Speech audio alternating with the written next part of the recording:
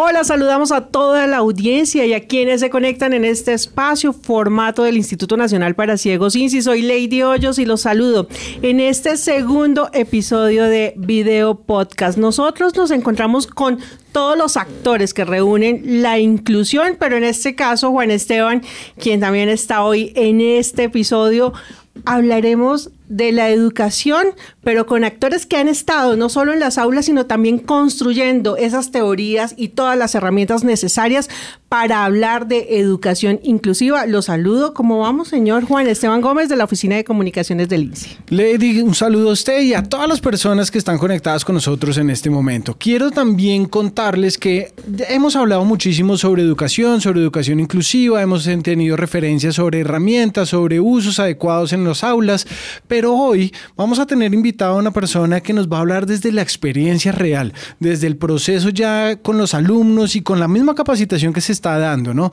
Y queremos que nos cuente un poco sobre cómo ha ido evolucionando, no solamente la educación inclusiva, sino también esa llegada nueva al INSI y cómo el INSI nos estamos adaptando también a todos los procesos de educación inclusiva. Así que quiero darle la bienvenida a Paula, que hace parte del equipo de educación, coordina el equipo de educación y que nos va a contar un poco sobre cómo ha sido su experiencia en el INSI. Saludo pues a todos nuestros oyentes, no, sino seguidores. Están conectados a esta hora con nosotros. Sí, bueno, pues llegar al INSI ha sido un gusto para mí, pues porque, bueno, les cuento, yo soy educadora especial, licenciada en educación con énfasis en educación especial de la pedagógica. Y he tenido experiencia y trayectoria en entidades públicas, en la Secretaría de Educación del Distrito, en el Ministerio de Educación. Y bueno, llegar al INSI como que fue algo que me gustó mucho porque pues tiene que ver directamente con lo que estudié, que es apoyar a que en Colombia se fortalezca la educación inclusiva, en este caso de las personas con discapacidad visual. Palabras claves cuando uno habla de inclusión y me acerco a todos esos seguidores que posiblemente por primera vez se estén acercando al mundo de la discapacidad y de la inclusión. Una de esas son los famosos ajustes razonables. ¿Qué es eso, Paula Cárdenas, cuando hablamos de ajustes razonables desde el ejercicio de la educación inclusiva? Bueno, esto surge, este concepto surge a partir del decreto 1421, ¿sí? Donde el Ministerio de Educación saca unos lineamientos para que en las escuelas haya una efectiva inclusión de los estudiantes, y esto quiere decir que los docentes deben revisar sus contenidos a la par de las necesidades, de las características de los estudiantes y sus habilidades, y poder adaptarlas a lo que piden, pues los objetivos que piden X contenidos, que debe cumplir con X logros, poderlos ajustar para que ellos puedan cumplir con esos propósitos. No, o sea, entender que no todos van al mismo nivel, y eso también va de la mano con el diseño único de aprendizaje, que lo conocemos como DUA. El DUA. Yo creo que hablemos un poco sobre esos retos o esos, digamos que esos paradigmas con los que se venían antes de la educación, y ya cuando empezamos a hablar de la población con discapacidad y esos ajustes razonables precisamente, ¿cuáles son los primeros cambios desde el mismo docente que debe empezar a ejercer en el aula con la población o con los estudiantes con discapacidad? Si me lo permiten, para hacerlo más pedagógico, ¿qué era antes y qué es ahora? ¿O qué es como el ideal de lo que queremos ahora que un docente aplique dentro de las pedagogías en el aula de clase?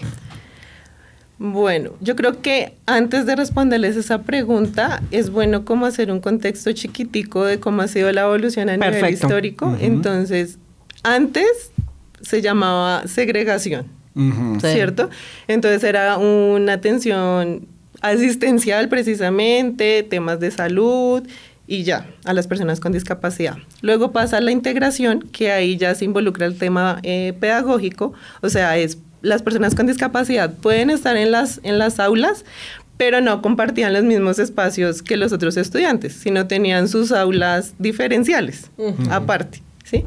Y ya el otro salto que dimos, que es el ideal, es en el paradigma en el que ahorita estamos, que es el de la inclusión, donde ellos comparten los mismos espacios, el mismo salón de clases, el mismo recreo, los mismos docentes, ¿cierto? Y esto se logra a través de los ajustes razonables. Y tengo la misma guía de matemáticas, pero el ajuste razonable hay que hacérselo a la guía para que mi estudiante ciego o mi estudiante con discapacidad pueda responder las preguntas en el examen. La información, exacto. O tener en cuenta que obviamente si es una persona con discapacidad visual le tengo que dar más tiempo para responder la prueba. Que si de pronto... La idea es que maneje el sistema de lectoescritura braille y el profe también, pero si digamos el profe dice, no, yo no sé braille, sí, yo no le puedo calificar un reto, ¿cierto? Difícil, ¿no? Entonces, bueno, hagámoslo de otra manera, puede ser una evaluación oral, o recíbale el trabajo en braille y hágale una sustentación aparte, dele más tiempo para responder las evaluaciones. Y no es tener un trato especial con el estudiante, o sea, no es que porque tenga discapacidad tengo que tener una educación diferente o tratarlo diferente o exigirle menos. Es sencillamente ajustar los tiempos o ajustar el documento o el material que utilizo con ellos para llegar al mismo nivel de educación que tienen el resto de estudiantes del salón. Exacto, y eso es algo que pasa mucho y nosotros como que en todas las asesorías técnicas que damos a las regiones estamos recordándole a los docentes, o sea, no es que tenga un trato especial, no es que es porque sea un estudiante con discapacidad, entonces yo le voy a pasar la materia, no le voy a pedir los trabajos, dejemos lo que pase, sí, algunos pueden llegar a caer en eso, sino es reconozcamos las habilidades del estudiante, hagamos los ajustes razonables y exijámosle lo mismo que se le exigen a los demás compañeros que ellos lo pueden lograr. A mí me gustan los ABCs, me gusta el 1, 2, 3, el que sí, el que no definitivamente en el salón de clase con un niño con discapacidad, que definitivamente el profesor sepa, hey, ya no puedo seguir haciendo esta práctica o seguir actuando así para poder lograr inclusión, que no. Dejarlo aparte. Separarlo, por ejemplo. Sí, okay. Pasa eso mucho. Como todos los otros niños hagan este ejercicio y usted aparte se me va a ir a hacer esto. O la otra, yo puedo proponer que no lo deja presentar el examen porque tiene discapacidad, entonces tranquilo, usted ya pasó, le pongo 5 y los demás sí presentan. ¿Eso no? No, claro que no. ¿Qué sí infaltable? Pues digamos que los profes a veces dicen que dentro de su formación profesional, no, es que no me enseñaron eso, yo no sé cómo hacerlo, ¿cierto? Pero yo creo que todo parte de la voluntad, de la disposición que tenga el maestro, ¿sí?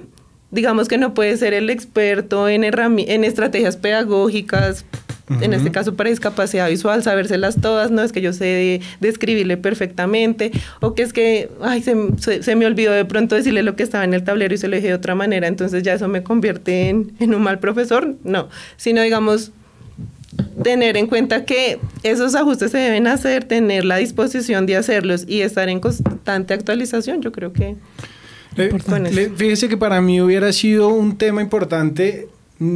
Aparte de la participación, que no fue lo primero que se me ocurrió cuando usted decía ese ABC, creo que nosotros desde la comunicación lo primero que pensemos es en el discurso, ¿no? En la narrativa que tiene el docente en el salón, hagan el ejercicio que está en el tablero, miren acá, ¿no? Creo que ese hubiera sido el primer abordaje que yo hubiera pensado obviamente desde la comunicación, pero desde la parte de la participación es importantísimo porque es lo que genera realmente la inclusión entre los mismos estudiantes, entre los mismos muchachos. ¿Y cómo fomento? Y eso me lleva a preguntar, ¿cómo fomento yo esa interacción? ¿Cómo fomento yo ya con los estudiantes que generemos esa inclusión, que generemos la participación del estudiante, no solo con el docente, sino que el resto de niños... Entre pares. Exacto, y que, o sea, que realmente haya un reconocimiento del niño con discapacidad, pero como un igual. Pero aquí prefiero acudir a los expertos, pero es que aquí hay una línea muy delgada y es cuando yo lo quiero reconocer y lo quiero diferenciar, también termino discriminando o estoy equivocada. O sea, cuando lo estoy reconociendo y él es el niño con discapacidad y hay que tenerle un trato especial. ¿Es necesario decir que él es un niño con discapacidad? No es necesario. Desde el ejercicio de comunicación, no. Tratarlo igual como a los demás estudiantes, permitir que participe de los mismos trabajos, de las actividades, no fomentar el uso de etiquetas. Entonces, hay tal cosa, pero es que él es el niño con discapacidad. O sea, ¿realmente es necesario decir que él es el niño con discapacidad? No.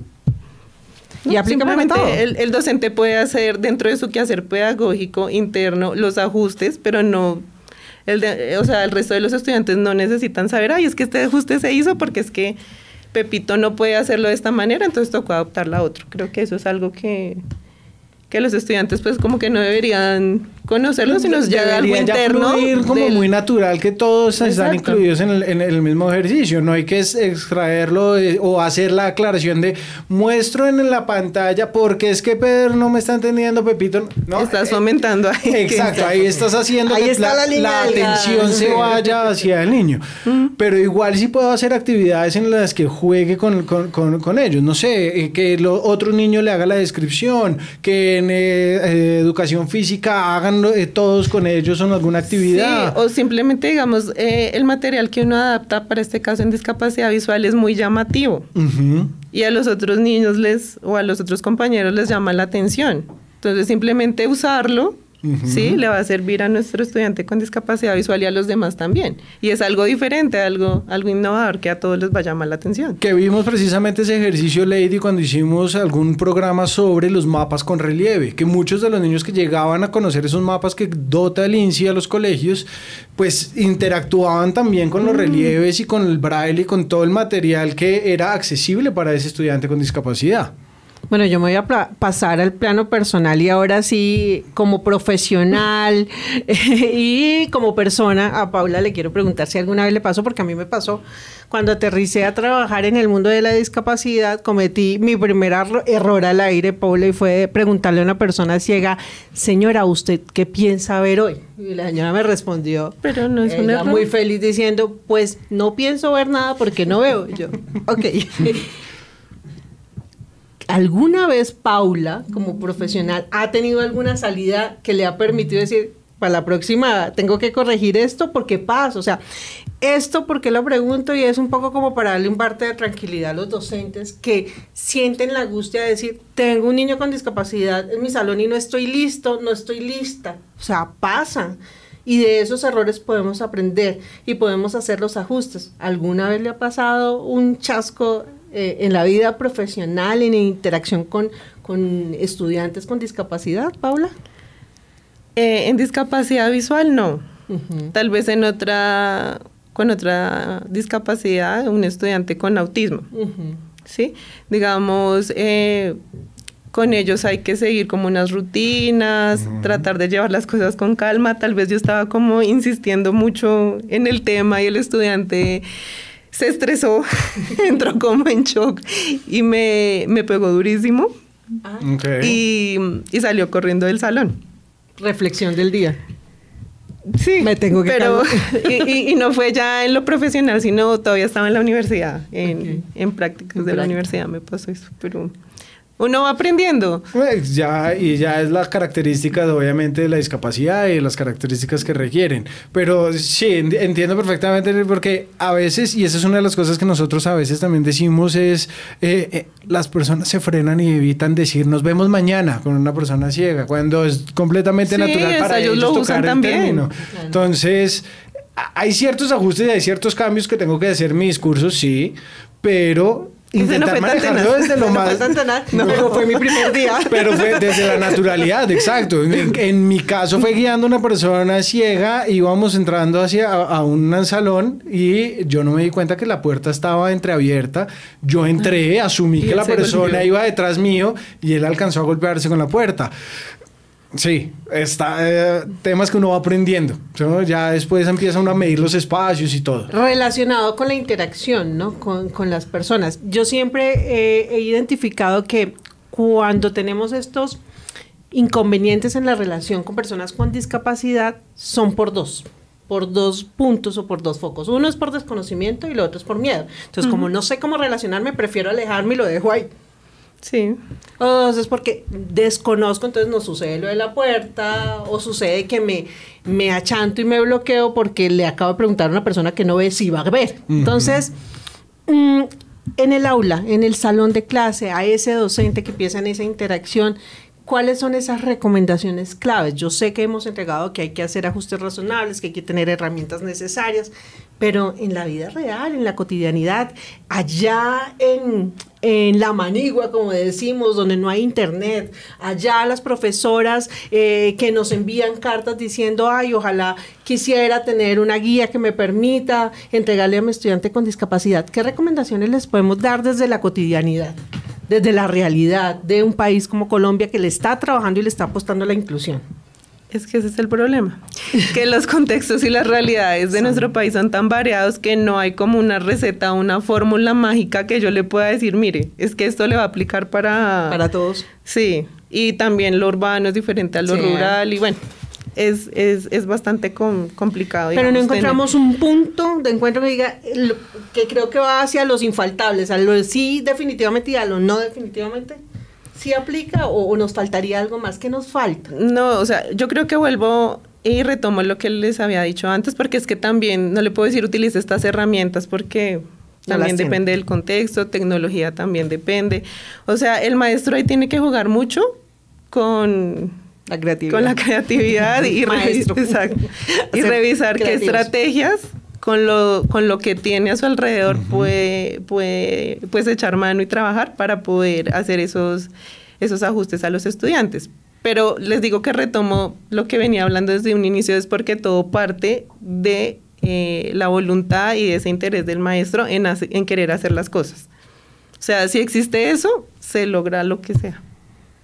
Bueno, y algo ya cerrando, creo, este video podcast, y agradecemos a quienes nos siguen y quienes quieren seguirse acercando al mundo de la discapacidad desde estas realidades, desde estas herramientas que les entregamos en el INSI para que la labor pueda ser mejor, ¿no? Sobre todo en los docentes, para quitarles un poco el miedo, para decirles, aquí estamos también para acompañarlos y para asesorarlos. Bueno, yo quiero también aprovechar que tenemos a Paula acá para que nos saque de una duda, porque hemos hablado de educadores especiales, hemos hablado de asistentes, hemos hablado de ajustes razonables, pero también hay un término que funciona mucho y son los tiflólogos o las tiflólogas. ¿Quiénes son exactamente los tiflólogos? Y digamos que, ¿cómo empezamos a organizar dentro de la educación de las personas quiénes son los actores que participan dentro de esa educación de las personas con discapacidad visual? Bueno, los tiflólogos son docentes que se especializaron en las áreas tiflológicas, que es lo relacionado con discapacidad visual. ¿Y cuáles son? Braille, ábaco, orientación y movilidad, tecnología y habilidades de la vida diaria. Digamos, ellos son expertos en esas áreas. Okay. Pero ¿qué ha pasado? Antes la universidad pedagógica tenía el programa de licenciatura en educación especial y los formaba en tiflología. Okay. Pero eso cambió, ¿sí? Y ahora pues salen licenciados en educación especial y dentro de los contenidos que ellos ven, digamos que no se especifica solamente en discapacidad visual, sino ellos ven de discapacidad intelectual, de autismo, de física, ¿sí? No hay de cada discapacidad. Exacto, no hay un énfasis como el que antes se daba. Una especialidad. O sea que si hablamos de tiflólogos, en pasado. Aunque ahora, digamos que esos profesores que están interesados y pues necesitan formarse en tiflología de manera pues particular, se capacitan para formarse en ese tema. Listo, saliendo de tiflología, chulea otro término, o sea, ajustes razonables, duda, ¿qué más dijimos? Bueno, el PIAR. ¿Qué es PIAR? El PIAR es el Plan Individual de Ajustes Razonables. Ese también se deriva del decreto 1421. O sea, y del PIAR están los ajustes razonables. Ok. Pero pues la idea es que antes de llegar a ese PIAR se pueda hacer el DUA.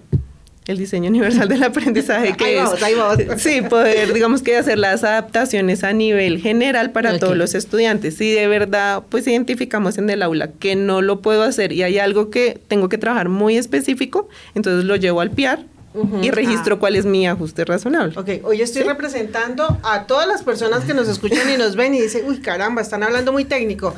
Otro término, CIMAT. El CIMAD es donde registramos en todo el país las instituciones educativas la matrícula de las personas con discapacidad. No solo con las personas con discapacidad, sino de todas. Lo que pasa es que hay un módulo particular donde uno puede hacer la categorización de si el estudiante tiene discapacidad o no, o si también hace parte de población víctima del conflicto, afro. ¿Sí? Okay. Perfecto. Y yo me voy a poner de parte de los papás y voy a preguntar, ¿todos los colegios públicos, privados o de cualquier región deben tener el PIAR, el DUA? Sí. Y si no lo tienen, ¿cómo hago para que mi estudiante o mi hijo que va a ir a estudiar allá, si lo reciban o no lo reciban? O sea, hablemos un poco sobre esas, digamos que ya esas, no obligaciones, pero sí ya toda esa parte que tienen que estructurar los colegios para poder recibir población con discapacidad. Sí, es obligación porque está por ley. O sea, todas las instituciones educativas deben manejar el PIAR y registrar los ajustes razonables. Se puso seria. Y todas las instituciones educativas del país deben hacerlo. Y eso quiere decir que yo como papá de un niño con discapacidad puedo llegar a cualquier colegio o a cualquier entidad educativa y lo pueden recibir. Debería solicitarlo y el colegio tiene que entregarlo. Ok. Bueno, pues ahí estamos resolviendo estas dudas relacionadas con todo el mundo de la educación inclusiva. Creo que nos saltamos y es bueno cerrar esos temas sobre los actores. Hablamos de los tiflólogos, pero ¿cuáles son en la cadena pues, de valor? Cuando yo estoy estructurando en mi colegio, estoy organizando y digo, ok, se matriculó un niño con discapacidad en el grado 5º. El docente, que es el titular, ¿cierto? Y de ahí para allá, ¿quiénes deben acompañar el proceso de aprendizaje de este niño que entró a 5º? Todos los profesores que estén involucrados en el proceso educativo. Ok. ¿Y el docente de apoyo dónde entra? ¿Cómo es ahí el ejercicio? Lo que pasa es que el docente de apoyo, digamos que en Bogotá sí está como organizada esa parte, y en todas las instituciones sí hay un docente de apoyo, que él es el que se encarga de dar las estrategias a los docentes y de formar el PIAR, que también debe tener participación la familia, ¿sí? Okay. Él sería como el encargado, y también trabajan con el orientador, con la psicóloga y con los docentes. Pero en las otras regiones, digamos que sí tenemos una dificultad en ese aspecto. Entonces, lo que hay en regiones es que las secretarías de educación, por lo general, son equipos de trabajo, que son los que van a las instituciones y en manera itinerante hacen el acompañamiento. Lo ideal sería que en esos equipos hubiera tiflólogo, pero no en todas las regiones hay. Exacto, sino el tiflólogo sería el encargado de dar las estrategias. Entonces, el docente del estudiante, el director de grupo, el titular o los docentes que estén acompañando ese proceso educativo serían quienes harían el PIAR y pues se articularían con la familia. Pero digamos que no necesariamente en esas regiones se encuentra designado el docente, que lo ideal sería que estuviera, sí, pero pues en este momento ahí vuelvo a otra vez a los retos que tenemos. ¿Qué se necesita dentro de ese proceso? Obviamente que el docente titular tenga conocimientos obviamente de la discapacidad, o sea, la idea es que no, al menos sepan qué es el braille, puede que no lo conozcan, no lo manejen, pero que sepan que existe. Pero de ahí y con esos actores, ¿cuáles son esos que deberíamos poder llegar a tener siempre en el aula? El de apoyo, el tiflólogo, otros docentes, o sea, ¿cuál sería esa prioridad que deberían todos los colegios empezar a buscar? El docente de apoyo. El docente de apoyo. El docente de apoyo, sí. Ese va a suplirme el trabajo del tiflólogo o acompañar precisamente, como lo dice el nombre, de apoyo al docente titular. Sí, el docente de apoyo se supone que dentro de su formación tiene la capacidad de poder dar respuesta a todas las discapacidades. ¿Y damos abasto en Colombia? No, por lo que les comentaba ahorita, no. Me estoy imaginando que el docente de apoyo es este profesor que no solo atiende al niño del grado 5º, sino atiende al de 5º, al de 4º y acompaña a esos docentes en toda la institución. Nos falta. Bueno, son, digamos, muchos avances, ¿cierto? Estamos progresando. Sobre todo, importante es, estamos incluyendo y estamos hablando de inclusión cada vez más. Lo estamos dejando como un tema de prioridad en la agenda pública, desde el ministerio, desde las secretarías, desde el ejercicio que hace entidades como el Instituto Nacional para Ciegos. Pero ese sueño, Paula, y ahí sí ya cerrando este video podcast, ese sueño que como Paula, como docente, con el espíritu de docente y ahora como coordinadora del grupo de educación del INSI, ese sueño que queremos o que anhelamos para lograr la educación inclusiva en el país. Bueno, yo creo que dentro de la formación de todos los docentes, y no solo de los docentes, sino de otros profesionales, debería estar incluido dentro de su malla curricular o de los contenidos que ven temas de inclusión. Para que sepan cómo abordar a los estudiantes o porque otros profesionales, si tienen compañeros de trabajo como nosotros, que no lleguen en blanco, sino ya lleguen con, por lo menos con alguna idea. Hay que leer, dirían por ahí. No, y todo arranca desde la misma formación de los docentes. Es que realmente creo que es importante. Y de los otros profesionales. Exacto. También. No, y todos deberían estar empapándose del tema. Y saben que aprovecho también para saludar a los padres de familia que hacen parte de esa comunidad educativa, ¿no? Porque la labor, sí, la hablamos, recae sobre ese docente titular, sobre ese docente de apoyo, pero también la corresponsabilidad es importantísima en esos actores y en ese proceso formativo y de acompañamiento para lograr la educación inclusiva. ¿Estoy aprendiendo? ¿Lo estoy logrando? Ahí vamos, Paula. Ahí vas muy bien. Pues agradecemos a toda la audiencia y lo importante es que hay muchas preguntas y hay muchos casos específicos, sobre todo con los estudiantes, con los padres de familia que están aprendiendo a identificar, a reconocer que tengo un niño o una niña o un estudiante o un hijo o un sobrino con discapacidad y que debo hacerle acompañamiento para que logre estar incluido en su salón de clase y para que pueda aprender como todos los niños en el país. Entonces, esas dudas y esas preguntas las pueden compartir. Este es un pequeño espacio, pero si quieren ampliar la información, los invitamos a que nos sigan en nuestras redes sociales, @INSI_Colombia, o nos escriban a aciudadano@insi.gov.co. Lady, y también si este es un tema que les apasiona, yo quiero que visiten la página insi.gov.co. Ahí van a encontrar el enlace a la sección de educación, donde tenemos cartillas de inglés, de herramientas pedagógicas. Tenemos diferentes cartillas que les van a servir a todos para que conozcan muchísimo más sobre todos esos ajustes razonables y todo lo que hemos venido hablando de la inclusión en los salones. A ustedes muchísimas gracias por estar conectados con nosotros. Paula, muchas gracias por acompañarnos hoy y nosotros los esperamos en un próximo video podcast que hacemos desde el Instituto Nacional para Ciegos. Aparece el logo del Instituto Nacional para Ciegos y los logos de las redes sociales de INSI Colombia.